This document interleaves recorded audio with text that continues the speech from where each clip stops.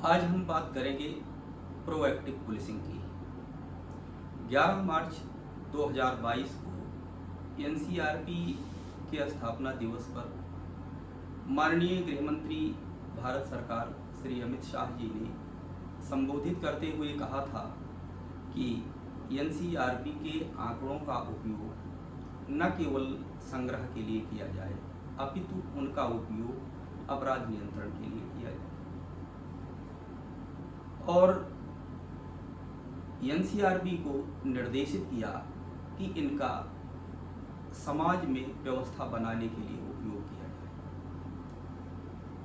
National crime record bureau की स्थापना 1946 में टंडन समिति, नेशनल पुलिस कमीशन 1977 से 81 एवं गृह मंत्रालय भारत सरकार के टास्क फोर्स की संस्तुति के आधार पर 1986 में की गई थी। इसका मुख्य उद्देश्य था अपराध एवं अपराधियों से संबंधित आंकड़ों का संग्रह तथा अपराध को अपराधियों से जोड़ना। नेशनल क्राइम रिकॉर्ड ब्यूरो के साथ स्टेट क्राइम रिकॉर्ड ब्यूरो तथा डिस्ट्रिक्ट क्राइम रिकॉर्ड ब्यूरो एकीकृत रूप से जुड़कर 3 सोपान आंकड़ों के संग्रह का बनाते हैं। नेशनल क्राइम रिकॉर्ड ब्यूरो में पूरे देश के अपराध एवं अपराधियों से संबंधित आंकड़े संग्रहित रहते हैं। मेरे द्वारा डीसीआरबी के आंकड़ों का 2018 से उपयोग करते हुए अपराध नियंत्रण में प्रयोग किया जा रहा है। शस्त्र के प्रयोग से किसी भी घटना की गंभीरता बढ़ जाती है और समाज में दहशत फैलती है। शस्त्र का प्रयोग लूट, डकैती, हत्या, एनडीपीएस, गोकशी जैसे मामलों में बहुतायत में की जाती है। इससे गंभीर अपराध समाज में दहशत फैलाते हैं। आर्म्स एक्ट को कॉमन फैक्टर के तौर पर लेकर के मेरे द्वारा आर्म्स एक्ट के अपराधों की 15 साल की सूची तथा स्वतंत्र रूप से पंजीकृत किए जाने वाले आर्म्स एक्ट के मुकदमों की 15 साल की सूची डिसेंडिंग ऑर्डर में वर्षवार तैयार कराई गई। उसके बाद जनपद के 15 साल के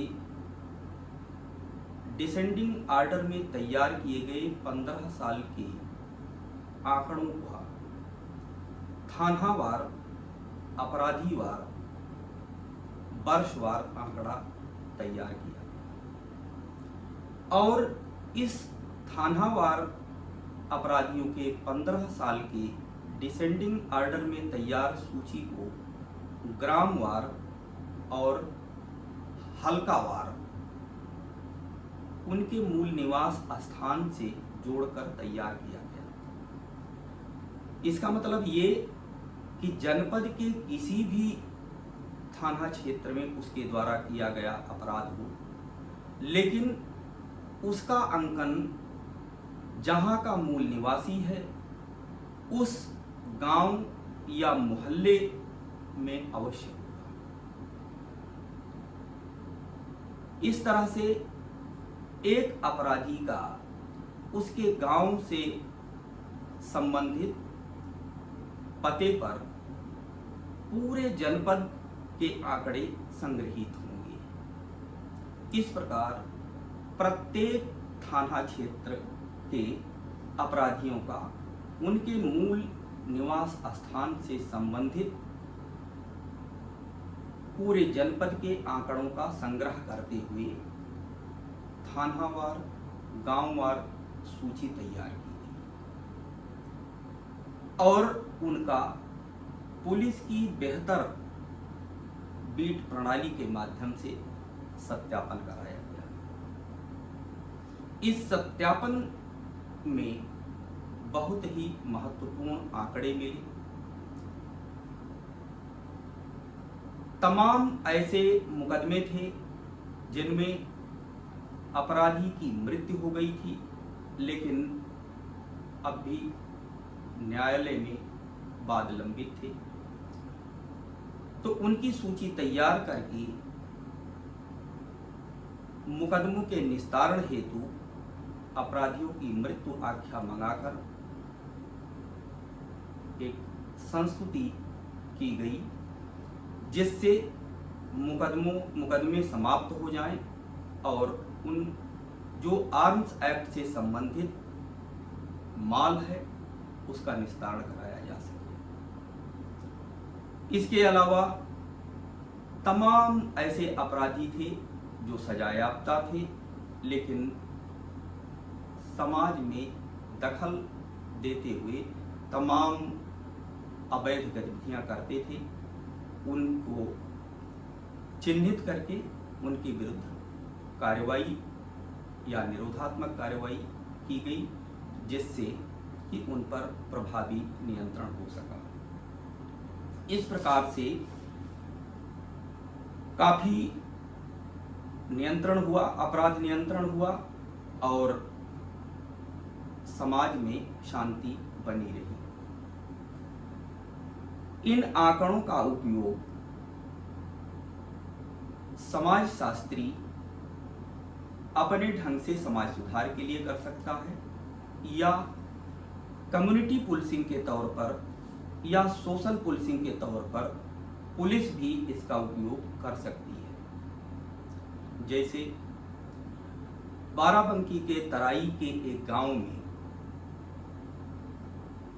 शराब अवैध तरीके से निष्कर्षण तथा बिक्री की तमाम शिकायतें थीं। जहां पर दबिश दी गई तो बड़ी मात्रा में लहन बनती हुई शराब पकड़ी गई, लेकिन इन तमाम गतिविधियों से बिल्कुल अलग एक युवा 18-20 बच्चों को टाट पर बैठा करके पढ़ाई कर रहा था। जब हम लोगों ने देखा तो काफी अच्छा लगा और गांव वालों को इकट्ठा होकर के आने के लिए कहा गया। बड़ी मुश्किल से समझा बुझा करके बुलाया गया और उनको मोटिवेट करते हुए ये कहा गया कि आज गांव में बड़े पैमाने पर शराब बन रही है और पुलिस आती है, पकड़ के ले जाती है, लोगों को भागना पड़ता है घर छोड़ करके। तो ये स्थिति ठीक है या अपना भविष्य संवारने के लिए बैठे हुए बच्चों का यह कृत्य सराहनीय है? तो लोगों ने एक स्वर से ये कहा कि नहीं, जो बच्चों का प्रयास है वह सराहनीय है। और फिर उन सबों ने ये कसम खाया कि आज के बाद इस गांव में शराब नहीं बनेगी और हम इसका पालन करेंगे और बच्चों पर ध्यान देंगे।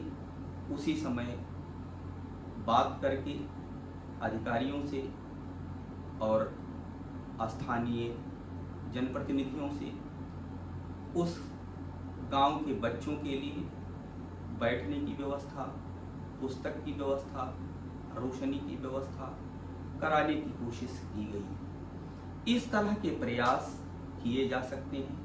इसी तरह से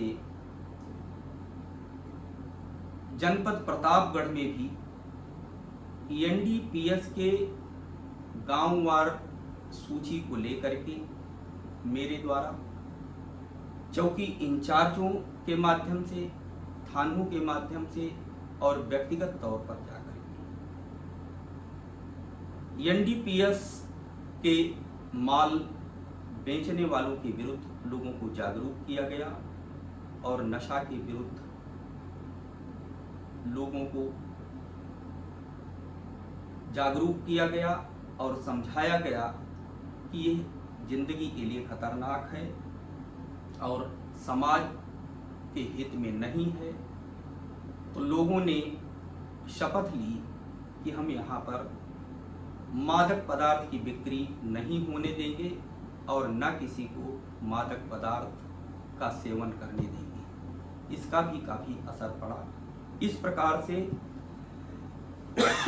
इसका एक सामाजिक सुधार के तौर पर उपयोग किया जा सकता है। इन अपराधियों पर नियंत्रण के लिए जिस थाने के मूल निवासी हैं वहां के थानाध्यक्ष या अधिकारियों को उनके नियंत्रण के लिए उत्तरदायी ठहराया जा सकता है। उत्तर प्रदेश के माननीय मुख्यमंत्री योगी श्री आदित्यनाथ जी ने अपने प्रथम कार्यकाल में ये कहा था कि अपराधी यदि कहीं अपराध करता है तो उसकी जवाबदेही उस अपराधी के मूल निवास स्थान के अधिकारियों की होगी और इस पर क्रियान्वयन करने के लिए भी उन्होंने सख्ती से कहा था। अगर ये लागू हो जाए तो काफी हद तक अपराध नियंत्रण हो सकता है।